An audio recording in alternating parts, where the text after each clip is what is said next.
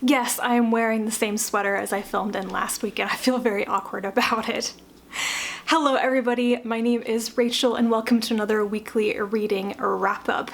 It's been a good week for reading. I read some really interesting stuff.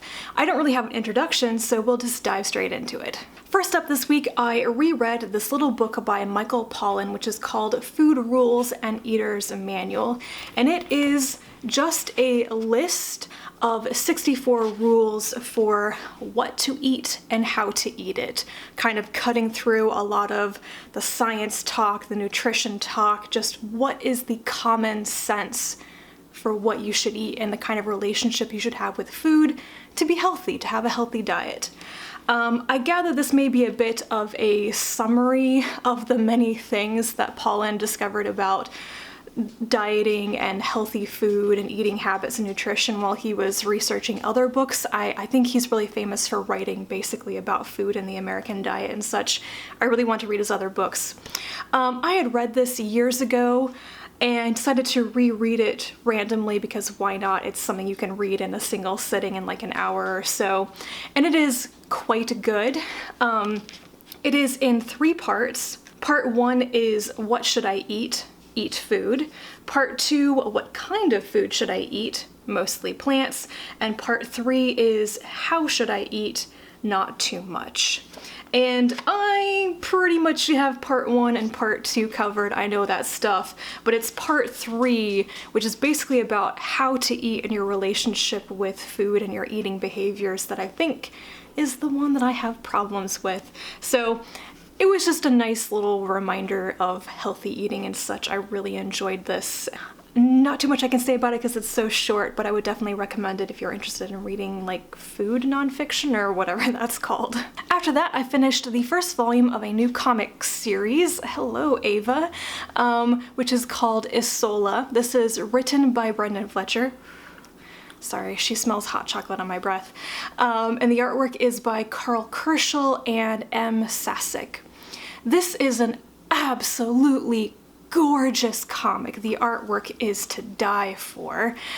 And I think it's rather poorly written so far, which is beginning to be a running theme with new comic series that I am checking out now.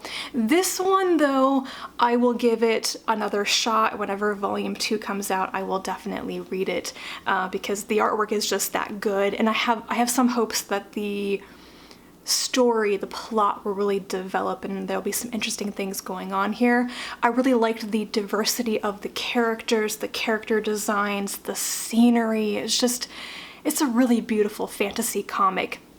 I got to the end of it after reading over 100 pages and realized I had no idea what it was actually about. We have a soldier, this woman who is leading her queen who's been transfigured into a tiger.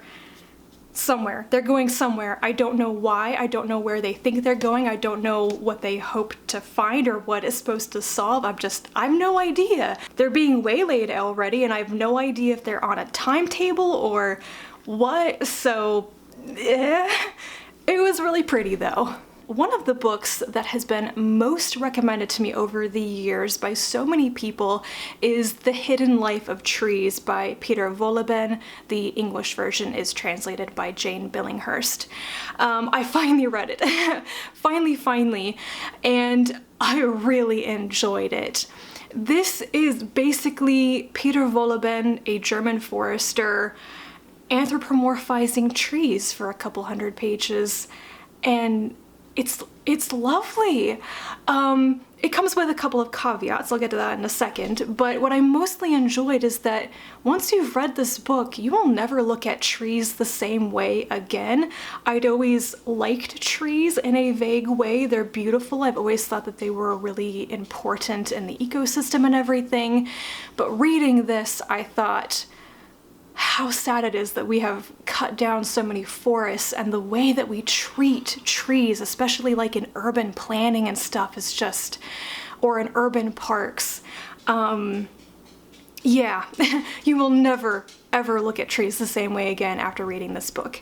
The caveats. Number one, like I said, Wohlleben highly anthropomorphizes trees in this, and I think part of that is necessary. The actual life of a tree, what it means to be a tree, is so alien to us that we will never understand it. You have to put it in some human terms to get anything across.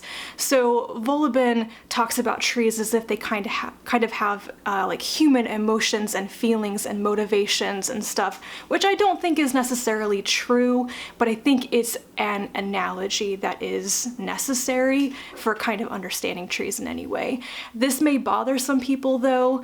Wohlleben he's also interpreting a lot of his own experience, he's stating his own opinions, and it can be pretty easy to take some of that as scientific fact, as the results of real research, and that's not really the case. This is what the author thinks after decades working as a forester.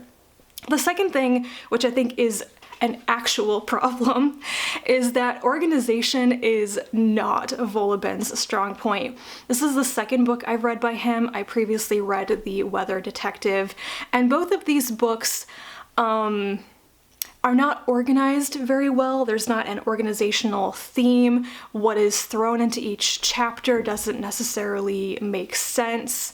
And so there's repetition, and I just got to the end and thought, I have no idea how this was organized or what went into putting things in sequence here, but the mishmash of facts was interesting. I would definitely recommend this book if it sounds interesting. There's a reason why it has been such a phenomenon. I finally finished The Exile Waiting by Vonda and McIntyre, and I'm currently waffling on whether I should do a standalone review of this book or not. I can kind of recap the plot, but what I think about it, I'm still churning through that a little bit. Maybe I should take some time and get my thoughts out and do a proper video on this. In short, this is a novel set in the same world as Dreamsnake, which is McIntyre's really famous book, and it is beautiful. I recommend reading that one so much. Dreamsnake mainly takes place on the surface of Earth, which is basically an abandoned toxic wasteland. It takes place in kind of the deserts and the storms and such, with a woman wandering around basically as a medic. The Exile Waiting takes place in one of the like underground living centers, the people who never go out on the surface, especially when the storms are raging. It follows a young woman named Misha who wishes to escape Earth, but she's pretty much held captive or held back by her uncle, who is literally holding her younger siblings captive, using them to force Misha and her older brother to pay him tribute. If she leaves, she'll be abandoning her family to a terrible fate, essentially.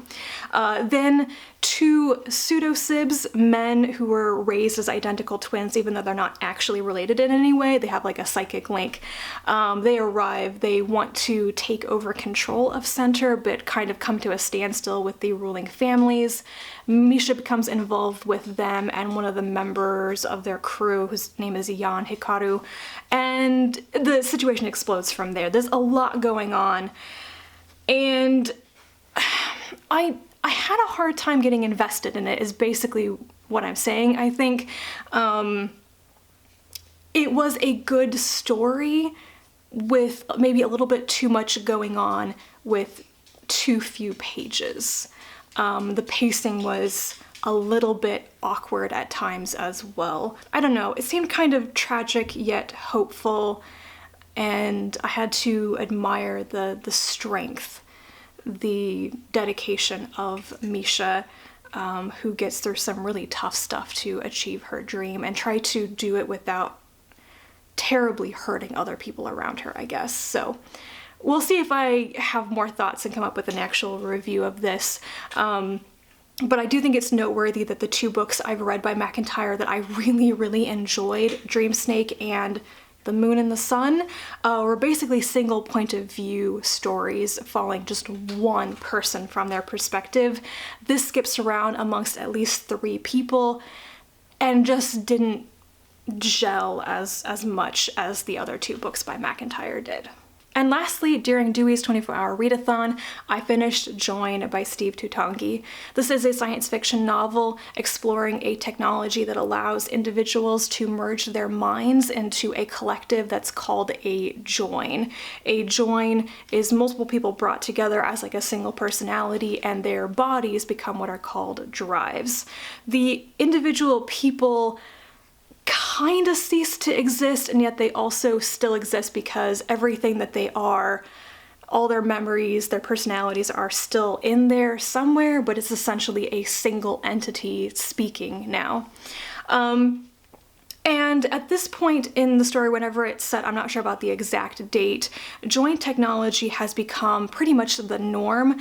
And while there are people who resist joining what are called solos, it's pretty clear that joining is the future of humanity. It's just something that people expect to do at some point in their lives unless they belong to a community or a religion or something that is really, really against join technology. This mainly follows Chance, a join of 5 people whose friend Leap starts to experience a degenerative breakdown, and then Chance encounters another join named Rope. Rope is insane and then may actually be helpful in fixing Leap's problem by putting them in touch with somebody that they thought was dead. There's a lot going on there. I think what this book wants to talk about is what will humanity become with the introduction of this technology? Is the individual human a relic of the past? Is a hive mind, a collective mind, really the way of the future? Is that the right direction to go in? I'm not sure what the ending really meant, though.